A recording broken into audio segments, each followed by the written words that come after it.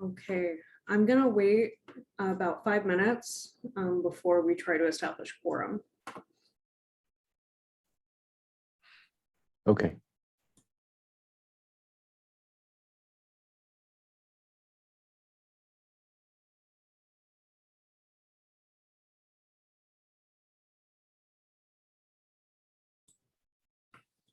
In the meantime, I'm gonna go ahead and read our opening statement, and then we'll do the call to the audience after that. So the Housing First Subcommittee of the Commission on Equitable Housing and Development meeting has now commenced. It's it is not April 27th, it is May 25th at 4 p.m.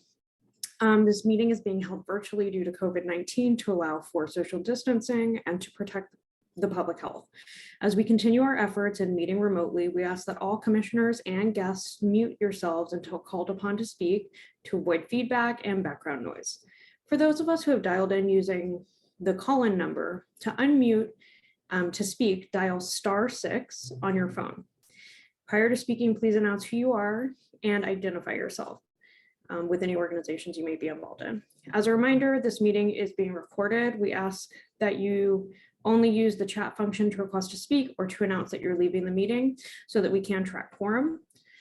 Also, in order to comply with the state open meeting law, attendance and votes will be done by way of roll call using audio, not by using the chat function. I'm going to go ahead and take a roll call, and then we'll do call to the audience. We haven't established our official subcommittee members, so if everyone in attendance could please just identify themselves. I'm going to go ahead and start with Mike. Michael Edmonds here. Did you want more, Liz? No, you're good. Thank you. Okay. Joe, you want to go ahead and introduce yourself? Sure. Joe Adino, board member, Historic 4th Avenue Coalition, treasurer of our Neighborhood Coalition. Not a member of the CEHD though, so I don't get. Thank you. Brandy, would you mind introducing yourself, please? Brandy Champion, Housing First Program Director, City of Tucson.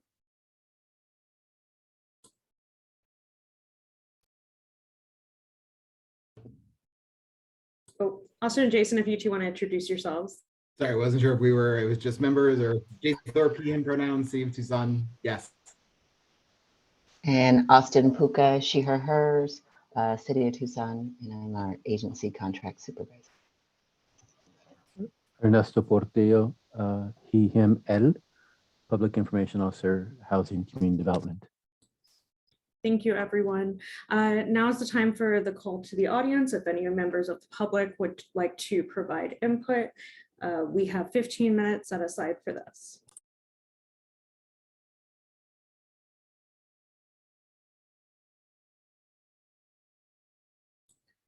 Okay, there being no members of the public, we are going to move ahead to a presentation or discussion of some sort from Brandy Champion. Brandy, if you want to take it away. I did not prepare a presentation. You said it was kind of like a discussion and just about what we were doing here in Housing First. So in Housing First right now, we're doing a lot of different things. We're working on revamping the homeless protocol processes with our Community Safety, Health, and Wellness Director. We are doing some shelter stuff. We're very full at the Wildcat Shelter. We're operating that. The City of Tucson staff is operating that, and we're at 62 there. So we're utilizing all but one of our rooms at this point that were meant for people to stay in. We're starting to plan for another shelter that we're going to be utilizing for a bit. We are also getting a resource line up and running. Ernesto's actually working on that project with me, as well as some of the space team. We're doing a lot of different things. It's a constantly moving target. We're working with House America Initiative, Fuse, There's a lot of different things that are in the works. So pretty exciting stuff, just always busy. Yeah, so is there anything in particular that you had questions about, Liz, or that you wanted to know about? I think that just to get a sense of what the Housing First programs, maybe short-term and long-term goals are, so that we can maybe see if there are any things that we as a subcommittee can support with, especially when it comes to recommendations to mayor and council. I'm guessing you probably have a direct relationship with mayor and council, but it's always good to have someone echoing you. Right, right. So what I can say is that this is a very new thing, right? Housing First is not a new thing, but this position is a new thing since October. So we have been, it's been in development. And now that we have community safety, health and wellness, we're also trying to figure out how that fits in with all of it. Community safety, health and wellness utilizes other existing departments or other existing programs like TC3, MIST, TPD HOT, Housing First, the COC, you know, all of it's together. So we're kind of creating as we go what this means using a Housing First model. Housing First is really a model and not so much a program, so to speak. There's different things that we do within the Housing First model, such as our outreach and navigation. Outreaching to people that are literally in the tunnel, living in the tunnel, are utilizing our homeless protocol and reaching people that are really vulnerable, that could really die on the street, and bringing them into a shelter situation, you know, with no preconditions. So that's really what Housing First is about, and us helping the community implement that in a safe and healthy way, and using a lot of harm reduction along the way. We're trying to get people to recognize their own harmful behaviors and help them to reduce those, right? What is happening with your housing that you keep winding up on the street? Let us help you with some of the harm reduction methods to get to a place where you know how to live in your apartment and also allow your neighbors peaceful enjoyment. So that's what the Housing First model, that's what that model is about. It's not really a program, so to speak. There's not really a metrics or it's more of a collaboration and a way of doing things. The mayor did sign an initiative with House America that we would house by the end of this year, 2022, 220 people to rehouse or house them, and that we would build an additional 50 units of new housing. We're probably already pretty close to that 220 mark. We're utilizing emergency housing vouchers, some rapid rehousing programs. We're utilizing homeless preference program vouchers that the city has given us. So it's just a lot of marrying of programs, Liz, and all of those programs working together to wrap the human with what they need to be successful and move on into permanent housing in their life. So, I mean, I think absolutely, you know, committees and coalitions such as this are helpful to bring awareness more than anything about what Housing First is about. You know, it's all about no preconditions to housing and a lot of harm reduction along the way. Jason, do you want to touch on any of that or elaborate or?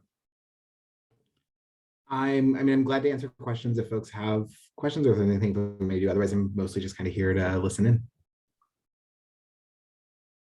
Austin, anything you have from the COC side or any of that contractual side about Housing First or any of it? I think that you did a great job. I think that you highlighted that collaboration piece pretty well.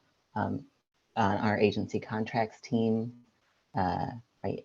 Some of that collaborating happens with some of the agencies that our project coordinators are administering grants, like those rapid rehousing grants, homeless prevention.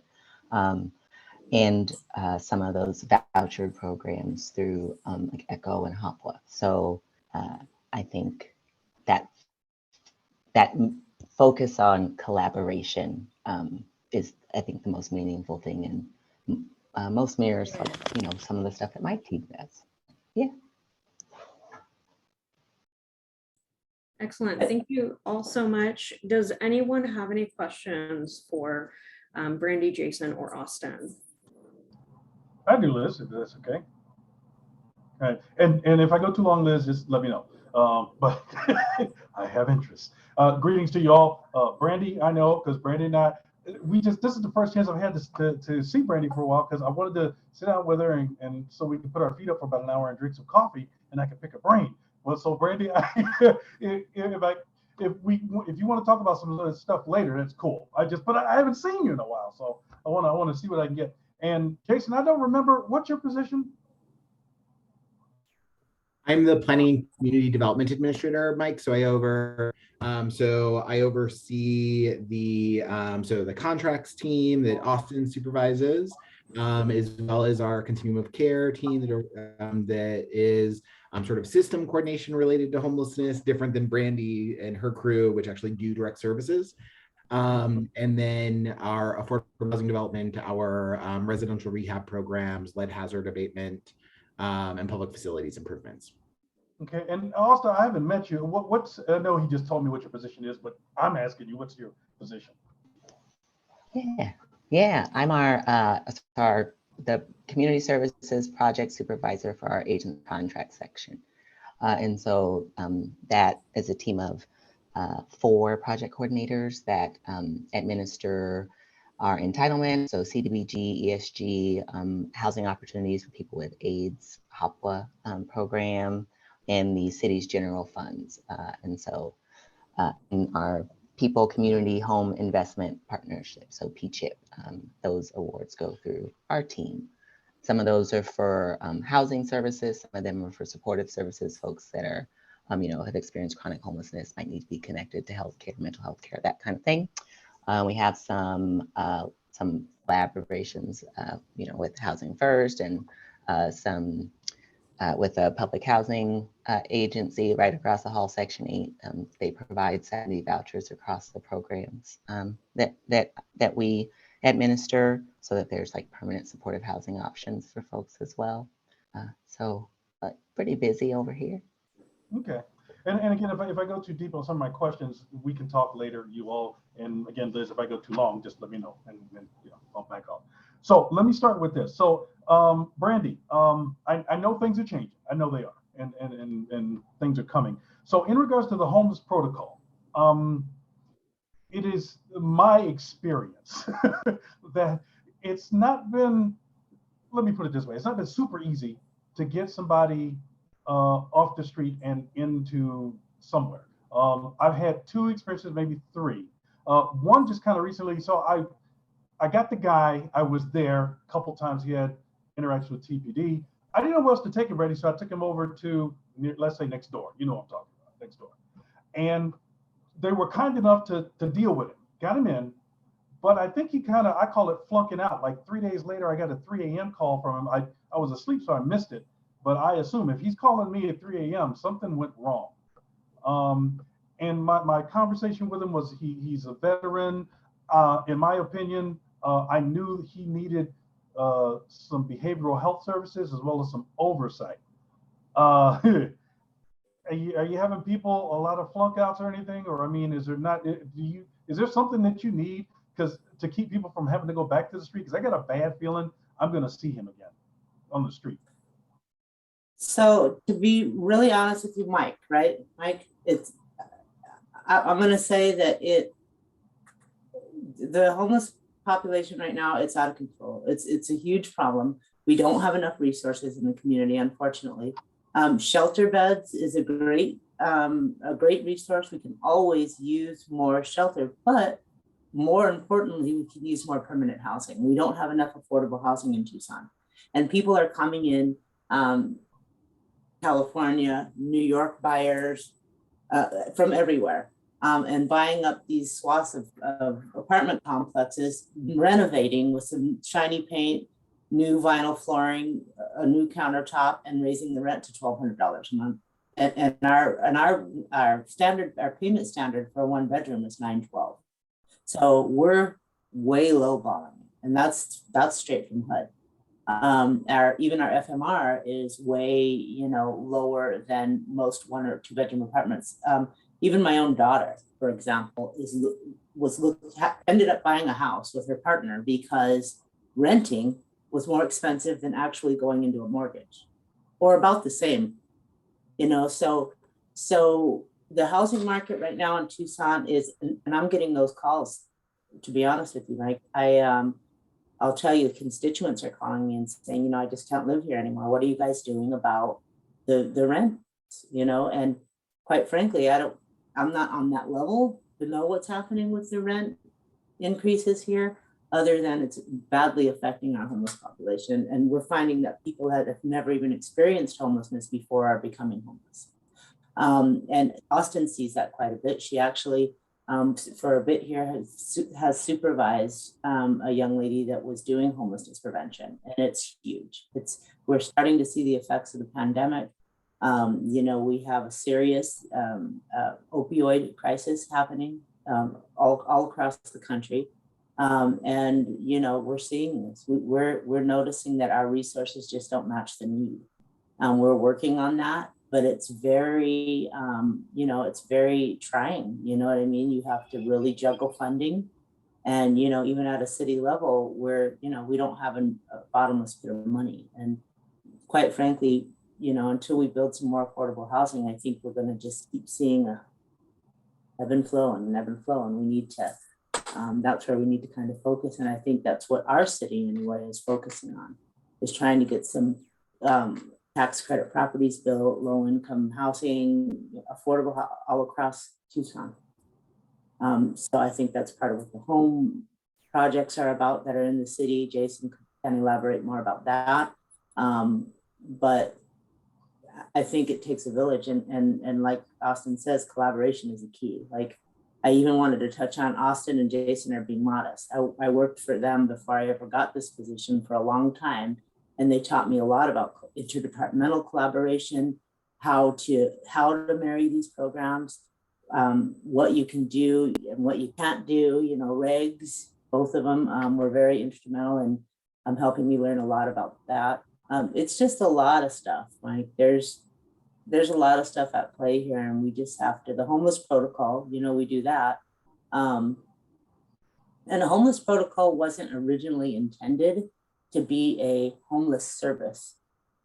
A homeless protocol was intended to be a constituent reporting tool, literally for ward offices and constituents to report a guy living in their backyard, in their back alley with a tent, so that we could get out there, get some outreach out there, get it cleaned up, and remedy the situation as quickly as possible.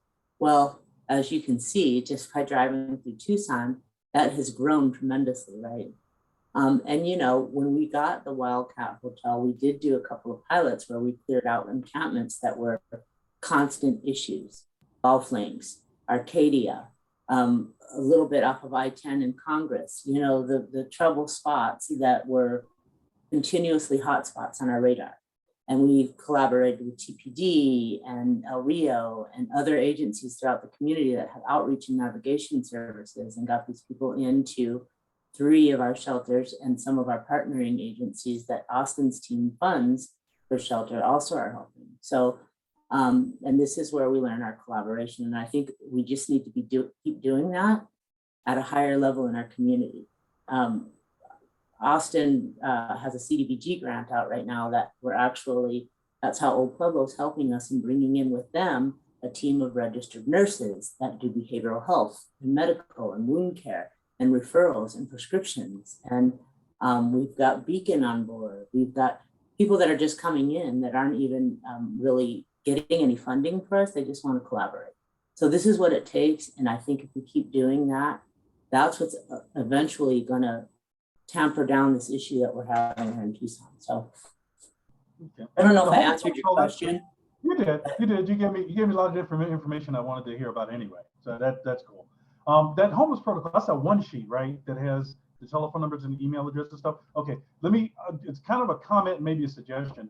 I went to a business forum and they passed out copies of that sheet. I don't know if you know which one I'm talking about, the form I'm talking about.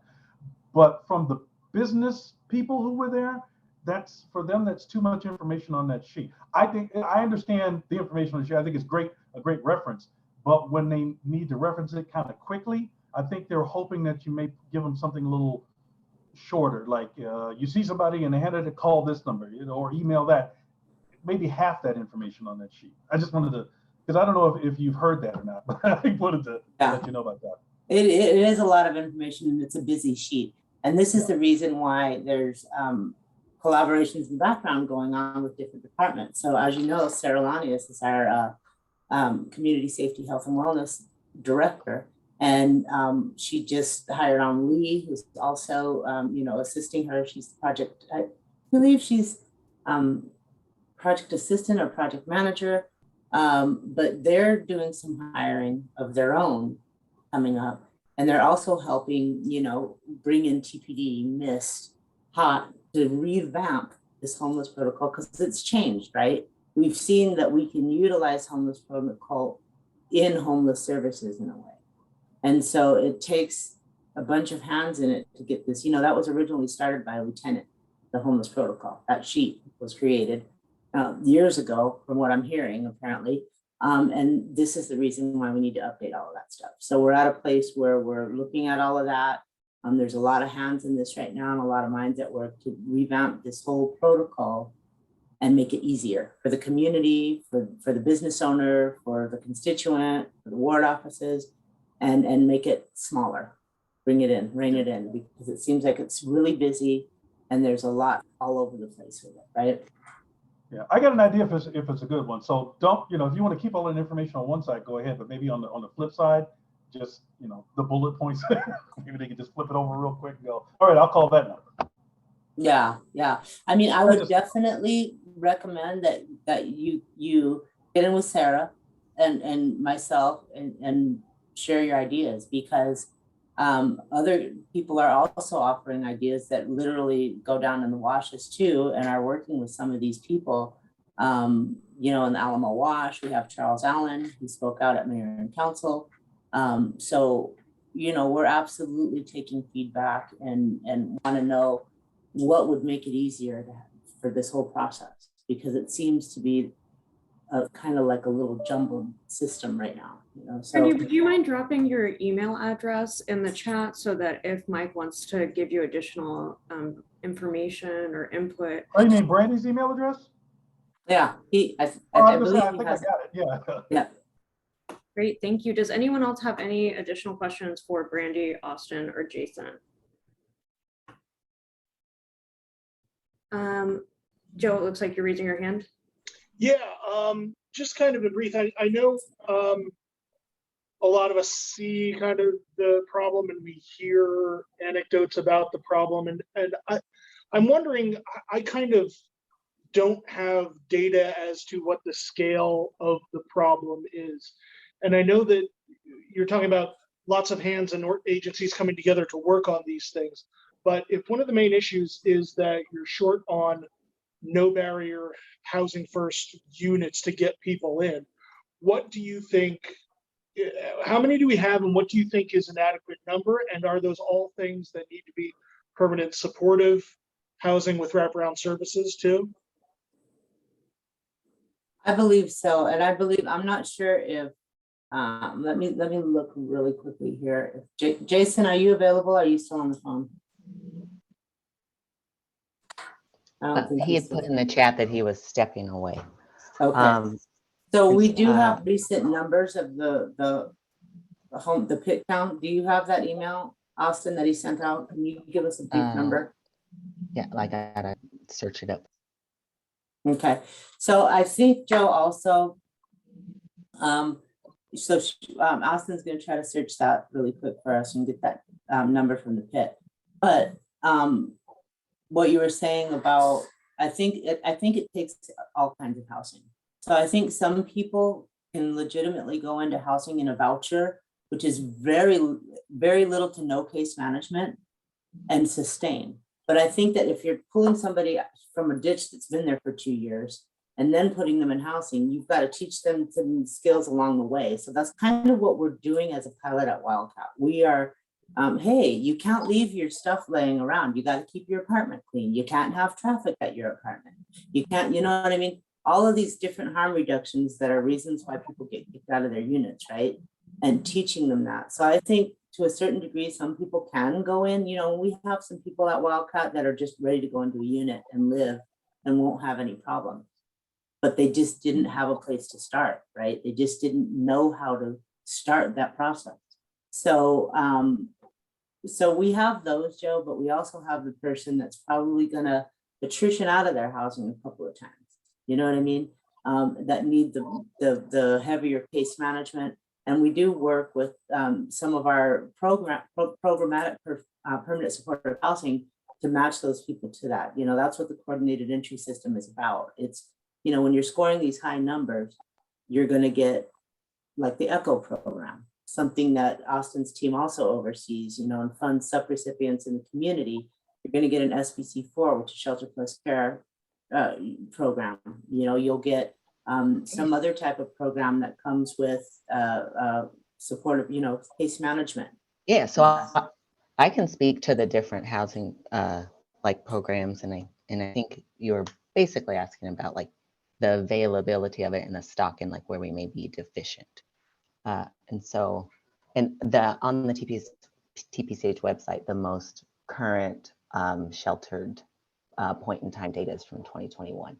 And it says here that we had 422 households of emergency, 150 of transitional, 14 in safe haven. And so to like speak of our housing portfolio as it like currently stands across the like my projects that we work with, we have right transitional housing. And that's not a permanent option, right? Like normally like transitional bridge sort of like fits together. And in some ways, some of what Brandy's speaking to, right, is how they're trying to do that bridge transition until we get someone into permanence.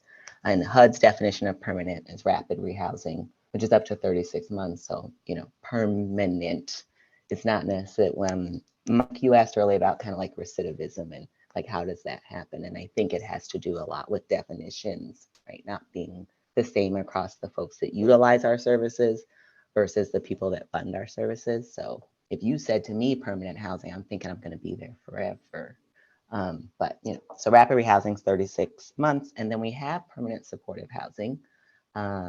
We just recently were approved to consolidate because we had some of our permanent supportive housing was really like piecemealed across different agencies where some had supportive services like funding and some did not. That contributes to recidivism, right? I don't think we talk often enough about how traumatizing it is to re-enter housing after you have been removed from it for several years. The sounds are different, like your community becomes different. You have new responsibilities you didn't have before. And so when you, you know, place someone even into a voucher, and if it doesn't come with supportive services, you often have those units abandoned, right? So I think like, you know, beating a dead horse about collaboration, but resourcing resources is really important. And knowing when folks that you're supporting are receiving services other places, when we strengthen those relationships, it helps to like increase that and build that rapport so that the stability that a person would need to maintain their permanent supportive housing, rapid rehousing is there. Because permanent supportive doesn't mean housing always and forever. It really does fall back into eligibility and like HUD compliance. And so I think ways in which that probably like this committee could be really helpful is like that messaging and understanding around some of those barriers that are not barriers, but the compliance needs that really do force folks, you know, into evictions or, notices about termination in programs, and that affordable housing piece. Because these are the majority of the programs we administer tenant-based rental assistance. They're not project-based rental assistance, and that is dependent upon our community having available housing stock. So, I could write the most beautiful proposal and submit it to HUD and get $1 billion. And if I don't have $1 billion worth of affordable units, that money will just sit still.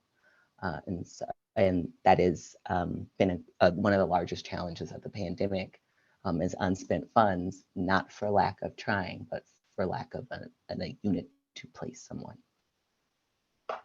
Okay, following up, if you had $1 billion sitting there from HUD, and you were going to spend it on the housing, I'd build. like If I had $1 billion, I'd build. How many units are we talking? So how many units comes from like a contract that I might have? All right. So as an example, let's see, my ECHO contract. So let's pull it up here so I can take a look at what this funding is, and I'll give you a good amount. Let me mute myself while I do my thinking noise. Okay. If you need to curse at the data, go ahead. Awesome. While you're looking at that project, can I hop in for a second with just sort of like, so this is a 2019 figure. We're currently working on updating our gaps analysis, but a 2019 figure, right? We contracted for a gaps analysis that told us we needed at a minimum 2,000 additional units of supportive housing within 5 years. Since that time, I think the increase in supportive housing has been less than 100 units. So like, to give you a context, and I think we always want to be able to nail what's the target number. And in absence of having that, the reality is when we can nail down that number, it is going to be very far beyond where there is any will or dollar reach at this moment. You know what I mean? So we know like any unit we can build, like the need is greater than the resources currently allow. So if we were just more effectively using our resources, we'd at least be denting.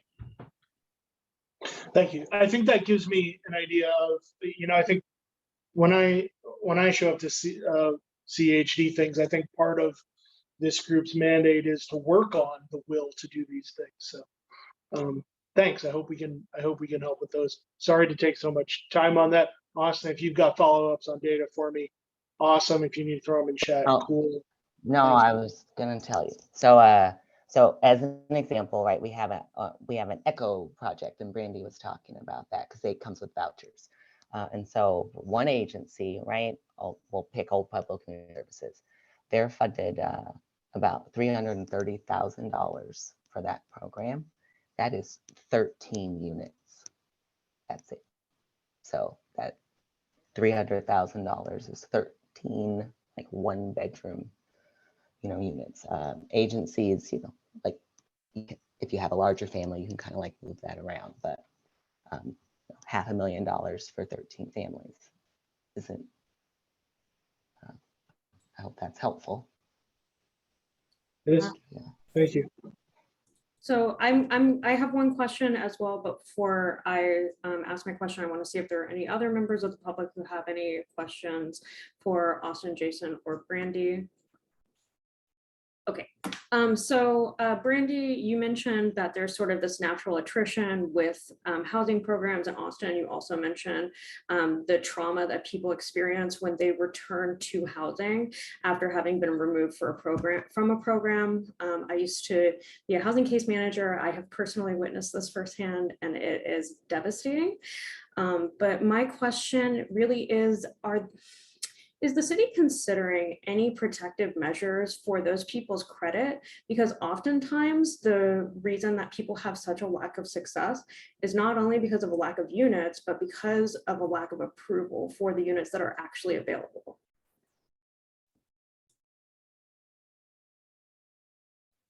So I'm going to say that at this time, we haven't really, as far as I know what you're saying, Liz, because I was in nonprofit for a very long time. And one of the programs I worked in that was part of it is building the credit back up and getting things right there. And I've seen people go from that that place where you're terrible all the way to buying a house, you know, in those programs. So absolutely they are needed. I just don't think that we're there yet, you know, at the city, as far as helping them build their credit. I know that there's programs in the city, in our PHA, that do stuff like this. I just heard about it this morning in a meeting we had, as a matter of fact. So I know that there's different programs that really work with people when they're at a place for home ownership and things like that. But I don't know that that's a thing that we're looking at yet with our shelter clients in the shelter that we're running at this time. And I know that that's important. That's probably things that we'll have to look at in the future to help people get to a place where they're credit worthy enough to even qualify for an apartment. And on my side of the fence, like protective measures, it's been challenging, but I will say like across our community with emergency solutions grant, COVID allocations, the county and the city did some like dove into homelessness prevention, which it's been challenging to like, you know, implement that program, but really it is aimed at how can we like prevent someone's credit from being further damaged if we can, you know, stop an eviction or at least amicably just terminate a lease and exit and move on. In the funded programs that my team administers, we have it's a small award, right? But with Step Up to Justice, that is, you know, aimed at helping folks work through some like economic, you know, development and like restoration and like increase their capacity. And that agency is asked, you know, to expand some of the services that they're providing. I would agree with Brandy that it's probably not as robust as is needed. But I think that, you know, P-CHIP, like, you know, project allocation and award time is around the corner.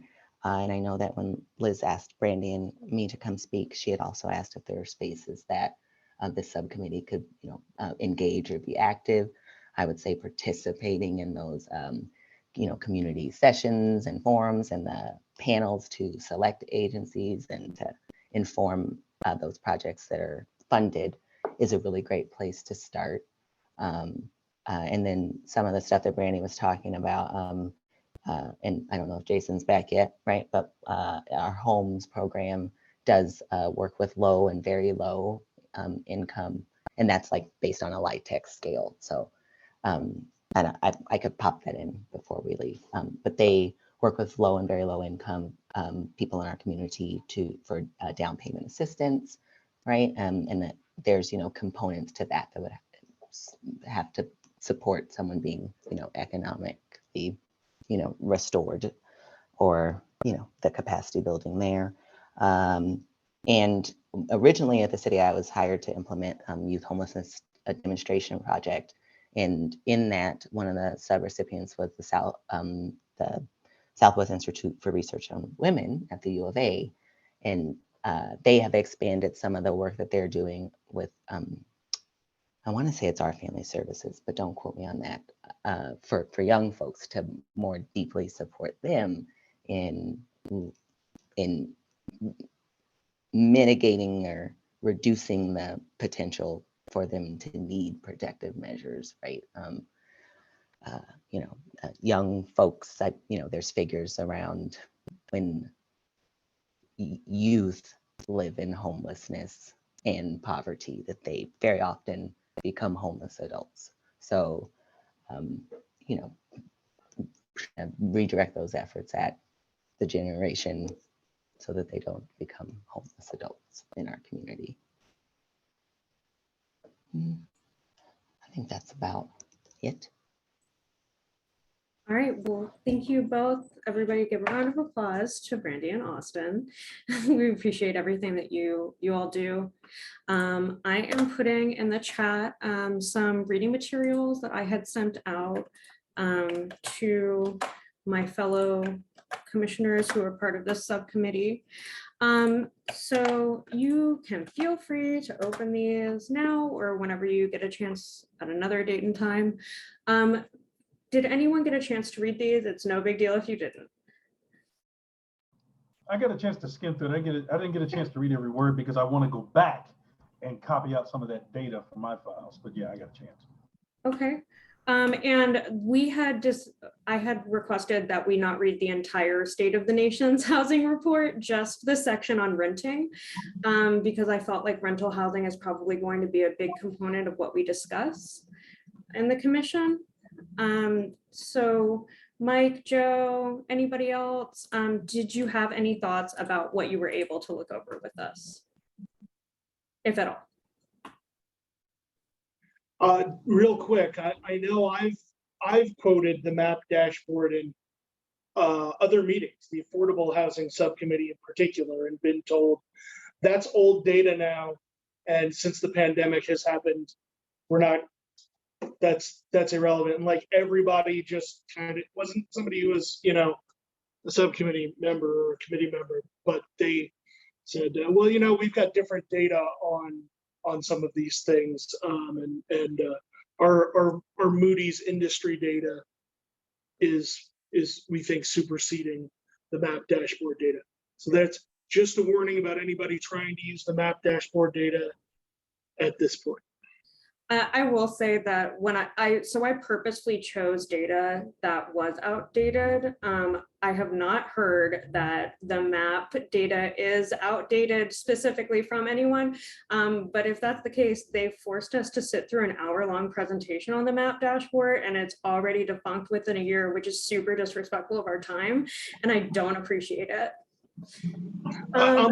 I watched that being presented to mayor and council. I saw it at the CEHD, and we've been using that data, and I quote directly from it, and just it got pretty much got my head bit off at 2 consecutive meetings when I was like, okay, tell me why your data makes sense and this data doesn't. And I understand that, you know, data is all only good for so long, but we never even really got to the part that was, oh, this is why this data makes sense and other data doesn't. And I was just talking about a section where when this came out, it said, hey, our housing stock in general is adequate. What we don't have is housing that's affordable, that like quoted directly from it. I don't remember it off the top of my head now, but it said, nope, housing market is tight and there's low vacancy rate, and that means that data is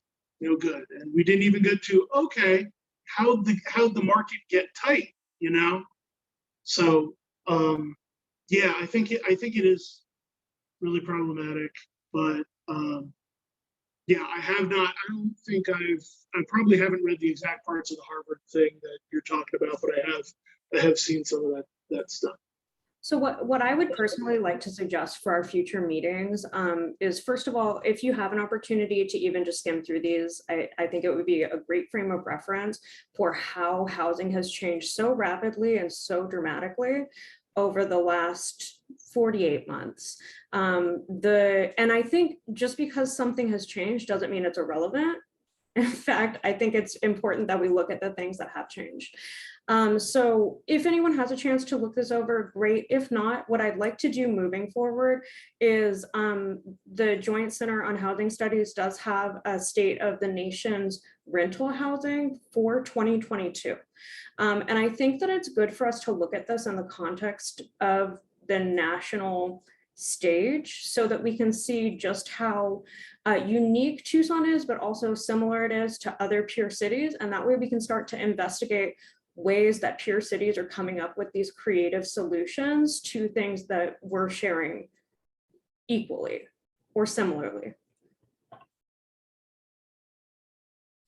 So if it's all right with everyone else, I'm going to move on to the next agenda item, which is to discuss the purpose and goals of our subcommittee and the recruitment of any members that we'd like to see as a part of the subcommittee. I have my own thoughts. If anyone else would like to kick the discussion off, I'd love to open the floor. If not, I will talk until I'm blue. Real quick, if it's okay, Liz, the people who are here, like Brandy and Austin and Jason, if it's my opinion, let's say, if you have any suggestions for members of this subcommittee, I'd like to be aware of them.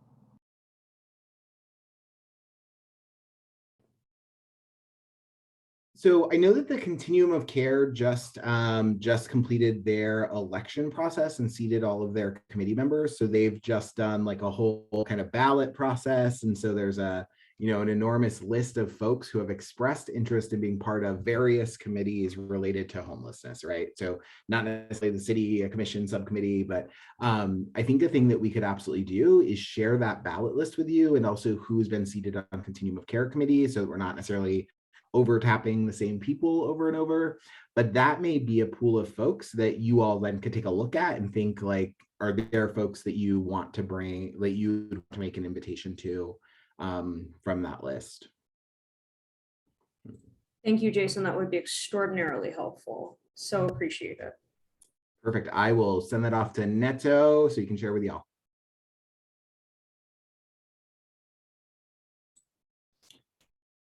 Do any other folks with the city have any requests or recommendations of this subcommittee? I didn't know if Jason was back yet. He said the thing I was going to say anyway. I would like to ping one more time, like when P-CHIP rolls around, we'd love for y'all to participate if you would like. So I put my information in the chat. When can we expect for that to be a need? Jason, it's in August, right?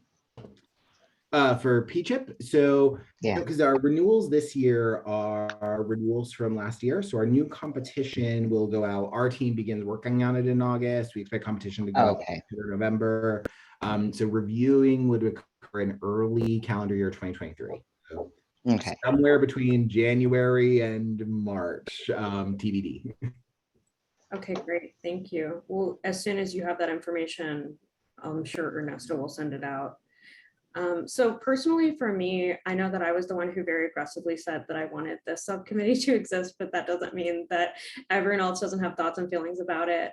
For me, the subcommittee, I would love for it to be the place that I feel like we're kind of lacking in the commission of representation and presence of people who have lived experience, entering the continuum, living on the street, that kind of like halfway housing of sleeping on someone's couch.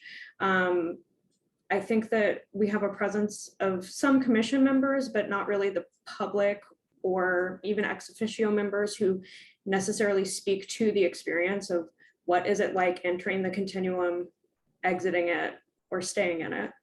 And also, I think that this is an important space for us to really hone in on rental housing specifically.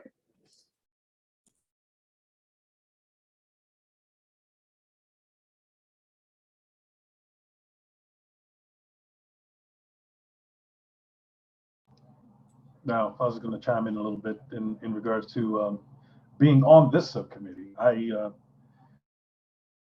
I'm glad I'm on it. I think, hope I will have some things to submit and present to the subcommittee based on my past experiences over the past 10 years, and including the past 3, going from how do I get some traction without any help, basically, to okay, I got 4 walls. Now what can I do? As well as not so much even my necessarily my experience, but my neighbors. The past few years, having conversations with them, dealing with them, trying to help them. I'm hearing stories and experiences I didn't have, but that do exist. And like you were saying, Liz, that you probably experienced as well from the work you've done, and I was like really kind of surprised, like, really, that happens, and that happened to you, and why is that happening? That doesn't make any sense. So hopefully maybe we put a stop to some wheel spinning, I guess. That's what I'd like to see. Excellent. Thank you so much, Mike. I would like to just say that if anyone feels that they know of someone who is currently or formerly living in homelessness, if they'd like to invite them to the subcommittee, either to participate or just be present to see how the subcommittee is going, please send them the Zoom invitation. I would love for us to set aside, 5 to 15 minutes to someone in the community every meeting, so that we can continue to keep a pulse on what is happening.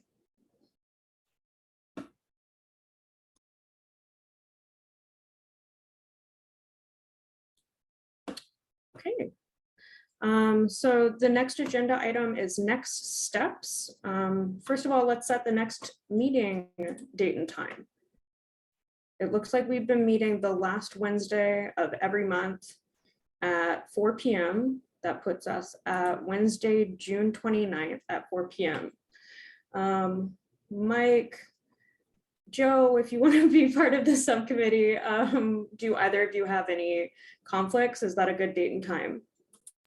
I'll check the date and time in a moment, but I thought I mean, you said if I wanted to be, I thought I was a member of the subcommittee. I mean, I am, right? Yeah, you're on the subcommittee. Oh, okay. Yeah, Okay, no, I'm just sorry. I checking. meant that to Joe. I meant that to Joe. Sorry. Oh, okay. Woo. I thought, boy, that was a quick one. You're a co-chair, man.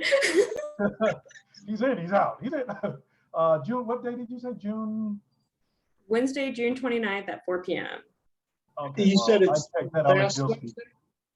It's the last Wednesday of every month, and what I'm seeing is Wednesday, June 29th.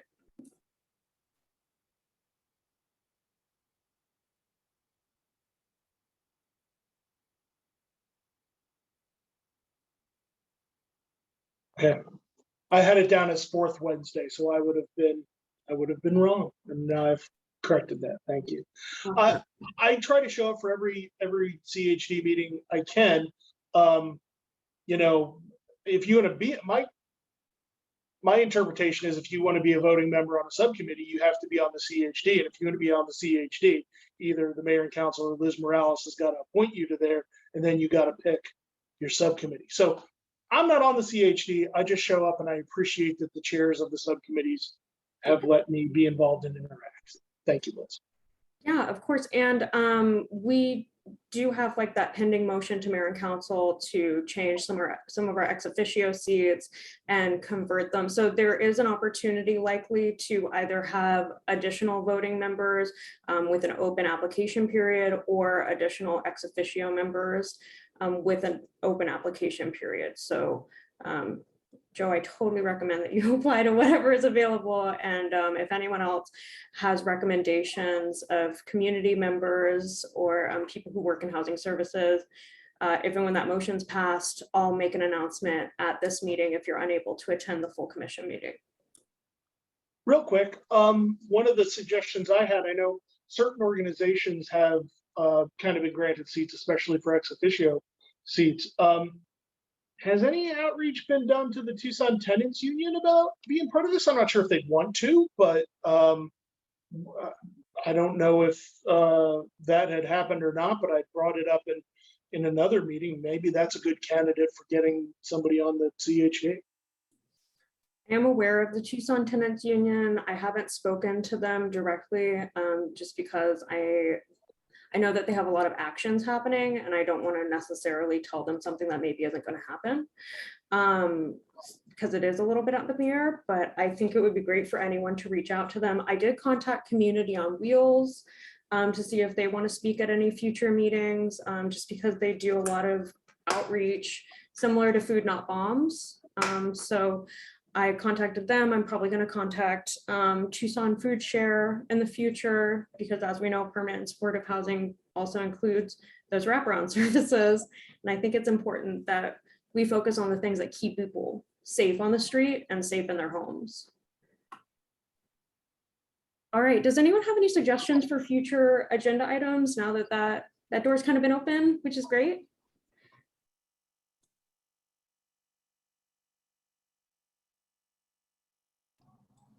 All right, I'll Okay, keep but I'd like emailing. to hear from, yeah, I was just gonna say, I mean, if Brandy can still hear me, I'm open to suggestions for subjects for this subcommittee, Brandy, because I mean, you're in the trenches. Okay. Can I just shoot those straight to you if I have some? I don't have any right this moment, but I can keep it on my radar and get you some things. Yeah, sure, yeah. Will you please send any suggestions to Ernesto as well, so he can pass it along to the rest of the subcommittee? Absolutely. Thank you. That's a great idea, Ernesto. He suggested inviting people who are living in emergency shelter. I think also safe havens and transitional housing is necessary as well. I did contact, there is a really cool housing initiative that's getting started in California. There are multiple locations now. It's called Students for Students. And it's transitional housing for people who are, I think like 18 to 24, it might be a larger age range, who are in school or are school age.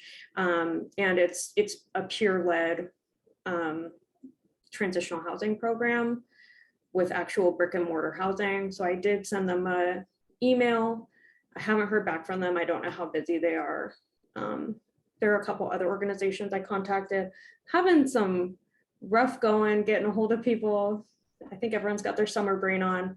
So if you do have those suggestions, it would be greatly appreciated. All right, anything else, or are you ready to adjourn?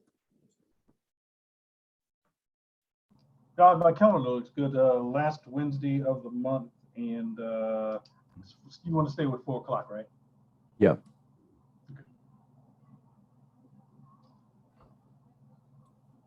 Okay, there being nothing, we are adjourned. Thank you, everyone. I appreciate you. Thank you, everyone. Thank you. Take care. Thank you for Bye. having us. It was nice meeting you. Bye. Bye.